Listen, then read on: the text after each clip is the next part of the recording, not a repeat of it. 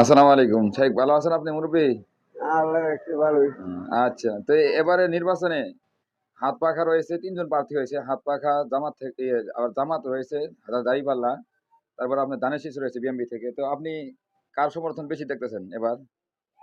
কার এখন ইয়ে দি ধানের শীষ বেশি। দানেশের বেশি দেখতেছেন নাকি? নেতা নাই ও জামাতে। আচ্ছা।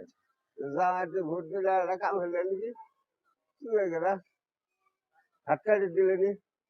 হ্যাঁ, হ্যাঁ, হ্যাঁ। হ্যাঁ, কি আসলে সুবিধা আসলে। তাহলে হুম। আপনি কারে ভোট দেওয়া চিন্তা ভাবনা করতেছেন? আমি ভোট দিয়ে যাইতে পারবো। না আপনার ফ্যামিলি থেকে কারে ভোট দেওয়া চিন্তা ভাবনা করতেছেন? সবাই? এটা এখনো ঠিক করে নাই। কেউ কারোর কাছে কোনো কয় না। তাই? হুম। কিন্তু যে বিএনপি বেশি না, হুম, হ্যাঁ? ওরাও কিন্তু আওতাও করে না। তাই।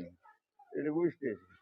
ও তাহলে মানে জামাতের সমর্থক বেশি নাকি বিএমপির বেশি? বিএমপির বেশি দেখতেছেন নাকি? বিএনপি বেশি। ও আচ্ছা, আচ্ছা। ঠিক আছে। সালাম আলাইকুম।